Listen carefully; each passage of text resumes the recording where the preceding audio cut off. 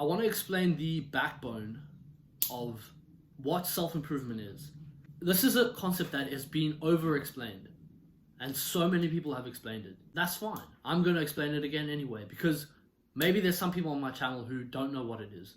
Or maybe there's people on my channel who are a bit rusty as to what it is. Basically, in simple terms, you get two different types of gratification. We get instant gratification and we get delayed gratification. So delayed gratification is what we as people on self-improvement, we as men who are trying to better ourselves, that is what we are trying to integrate into every aspect of our lives, right?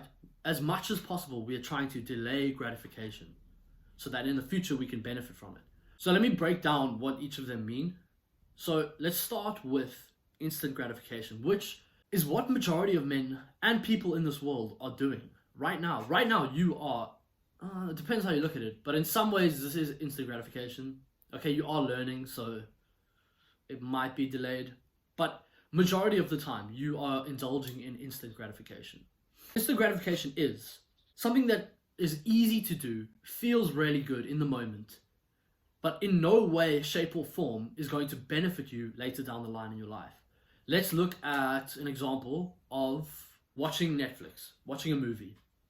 All right, you watch a movie now and it feels really good. You have your popcorn, you're curled up in bed, it's warm, you're enjoying yourself. But tomorrow, is that movie going to benefit your life in any way? No. In 3 years' time, is your life going to be better because you watched that movie? No. So all it was comfort in the moment. That's all it was. Once that movie's over, all the benefit that you got from that movie is gone. That is instant gratification.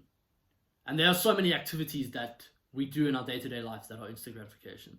Pornography, junk food, etc., etc. You know, things that just feel good temporarily, but in the long term to absolutely no benefit or potentially damage. These are what we're trying to avoid. Now, on the other hand, we have delayed gratification. Now, this is a beautiful thing. This is something that people miss all the time. And it's honestly the answer to so many of our struggles and so many of our questions. I'll briefly outline this topic. So, delayed gratification is basically the exact opposite. It's doing something that in the moment does not feel good. It feels tiring and it feels exhausting and you don't really want to do it. It's uncomfortable. Uncomfortable things. But by doing that uncomfortable thing right now, tomorrow, or maybe let's say 3 years' time, you would have been benefited by doing that right now. You do the hard thing now so that in a couple of years' time or just anywhere in the future, it will benefit you. Prime example is training in the gym. Get home from work, you're tired, but you go to the gym every day anyway, regardless of how you feel. You sacrifice that pain today. You go to the gym today, you go through the pain, the struggle, the uncomfortability, so that in 3 years' time, you can have your perfect physique. So you're not getting gratification right now because you're doing something difficult. But in 3 years' time, when you look in the mirror and you say, oh my God, look at that physique, then you get the gratification. Right? So delayed gratification is the key to this. And that is the backbone of self-improvement. Because all of these activities that people prescribe you to do, meditating, journaling, nofap, etc., all of these are fundamentally delayed gratification. That's what it is. That is the solution to people who feel down, who feel depressed.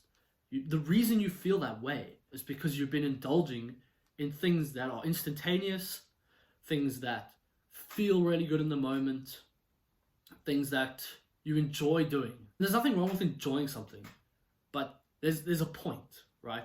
There's a level as to where you can enjoy something that's healthy, if that makes sense. Like I kind of enjoy going to the gym, you know, but it's still difficult to accomplish. It's not as easy as scrolling on my phone. If we want to better ourselves, and now this is tying into another concept, and opposed to just doing things that are hard in our day-to-day, right? We can take this a step further and we can actively seek things that are difficult to do because that adds value, right? If you do something that's difficult, you're going to be valuable as a person. Prime example, let's say like fighting, okay? Let's say you are a boxer and every month you have a professional fight and you're fighting all the time. You're beating guys up, you're getting beat up. This is difficult stuff. You're training like a motherfucker to get in physical shape, to dominate these kind of guys. What does that do? That is difficult, that is hard. What does that give you? That gives you presence as a man. That gives you value, because now you know that you are a formidable opponent. You are strong, you are capable. Now your value as a man has gone up. But that man who is a fighter has been actively seeking something difficult, has been actively pursuing a difficult, challenging task. And what does that do? Not only does it make him feel better in the long run, but it adds value as a man. And that is my objective, is not only to reduce mental health symptoms, not only to just feel better about myself and look a bit better in the mirror. No, I want to be a valuable man, valuable to society. I want people to view me with value, saying this man is capable, he can do that, he can do that, he can do that, he's capable of that. That's what we really want, right? That is the elite level of a man, the man who is capable of doing anything and is afraid of nothing, and people submit to. That's the type of man we want to be. In order to achieve this, we need to do difficult things all the time. Okay, there is no time for slacking. And I'm speaking to myself as well. I'm speaking to all of us as men, myself included. There is no excuse for movie watching.